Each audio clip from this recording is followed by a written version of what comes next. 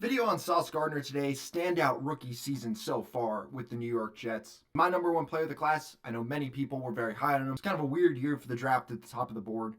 But with Sauce, I think there's a lot of beauty in the simple stuff that he does and the overall nature of the play. We're going to get into some of his tape today. So this play by the Dolphins in Week 5 is likely the precursor to the longest pass play that he gave up all year. Fly motion to the out route. Sauce transition is great here and picks this ball off.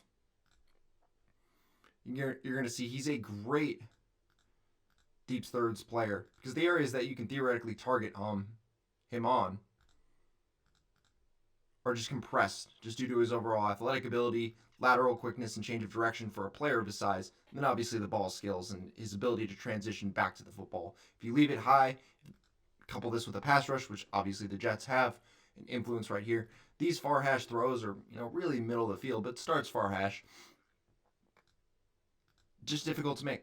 Now in Week 9, Buffalo clearly put their own spin on this play. Diggs the motion player from the bottom to the top of your screen, and instead of running that out, he sells it, gets behind Gardner for the 42-yard explosive gain. Longest pass play, as you can see how this was set up for Sauce Gardner on the year.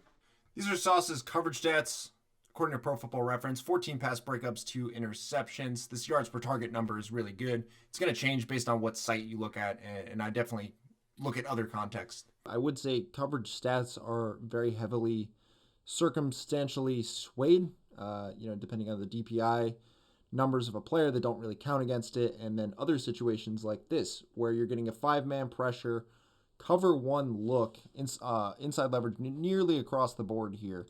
And then the context of where they're bringing pressure from, getting the ball and forcing the ball out quick. Sauce Gardner at the bottom of your screen right here against T. Higgins. And again, you run what amounts to be a hitch route against cover one, inside leverage. This ball is almost never thrown.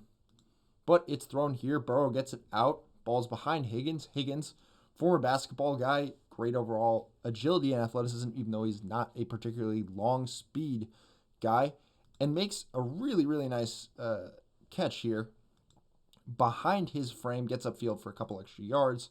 And again, this is a play that if you're Sauce, you're not going to probably do anything differently no matter what the context is. You got safety help shaded away from you as well. Cumulatively speaking, goes into your coverage stats on a volume perspective, but you wouldn't really have Sauce do anything differently on this play. Sauce is a player where a lot of the gimmies aren't gimmies with him. Slant routes over the course, even some of the ones that he's given up, he blankets. He can play over the top of them, regardless of the overall alignment. So we know a lot about Sauce's overall strengths. I think one of the biggest things is the nature of the player is great. He played at a high level in college and the pros, regardless of the reps he has or his overall mastery of the system. He also plays to his help in zone. He has a lot of mental and conceptual skills, and he's not an obvious double move candidate due to his recovery traits. It makes him a pretty good matchup against a lot of big body type of receivers, Allen Lazard, Cortland Sutton, Gabe Davis, a lot of these Mike Evans types of players who don't stack him vertically or can really force him and force his hand to cause him to guess wrong more often than not. Whether it's quarters, carrying in deep third, various other responsibilities, man coverage underneath flats, or reactive situations like this, it's pretty clear Sauce is a good player and a potentially great player and probably already a great player. To the point that everyone talks about like everything that Sauce does great, but he's a player that can still actually improve in a lot of areas, and here's some that I think he can. Areas to improve. Here's kind of a list that I saw. A few things to kind of highlight. Over aggressiveness, typically 2 to 3 seconds into select plays regarding route tempo versus elite route runners. You saw this against Amari Cooper. That Diggs explosive play in Week 9. But again, it's not very often. The traits that make Sauce great also have a downside to them. He is obviously a tall, almost 6'3", in the range of 190-pound player. I think he could improve some in run D in terms of take on ability, in press alignments, overall block shed technique, which I think is more skillful, and as also a backside run support player when plays kind of spring open on the backside. So those are some areas that I think he could improve on. He also tackles high, and often tosses instead of actually like hitting low and wrapping and tackling. But he's also a corner, and he's a rookie, and he was 155 pounds in college his freshman year, according to Luke Fickell, his coach. So I think some of these areas can improve. Some of them are a little bit of his natural limitations, but overall, and especially given his overall alignments, they're not that big of a deal. This is kind of a talking point. Sauce, some people saying, hey, he's extremely handsy. He's physical during the route, catch point, and even before so. Is this technically illegal? Does it matter? How much does it matter?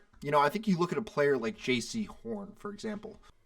Comparing Horn and Sauce, Horn, a lot of the things that he is great at as a physical specimen get punished a little bit in today's game. If you transport that guy back to 1978, that might be a better era for him, even though he is a corner one in this league.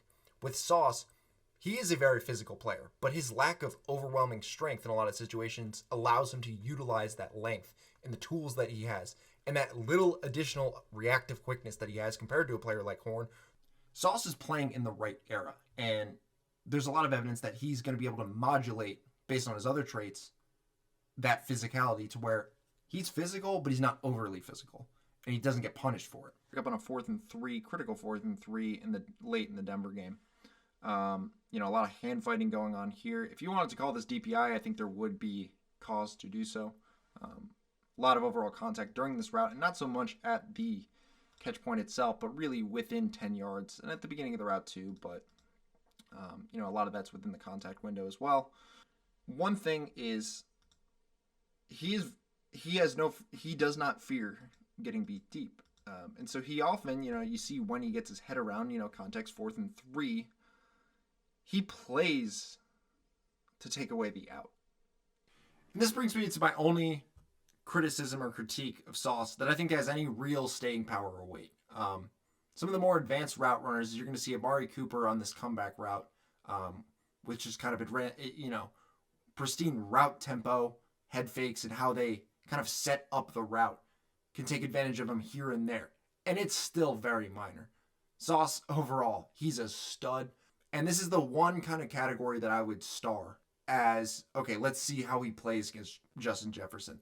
Let's see how he plays against the Miami receivers as well, who might be able to stack him vertically and gain a little separation here and there. But other than that, he's playing behind a great pass rush. Jeff Ulbrich, Robert Saleh, Joe Douglas, they all deserve so much credit for not just constructing this defense, but for having answers and beyond, answers that people who really understand a scheme would know, in terms of like run fills, run fits, advanced, kind of having players play to their strengths within the coverage structure as well. So that's the only thing I would really star. The run D stuff, it's not even that bad. And some of the handsy stuff, it's still borderline at best. And he's a stud. He's going to make a ton of Pro Bowls. And the Jets have to be just ecstatic to have him.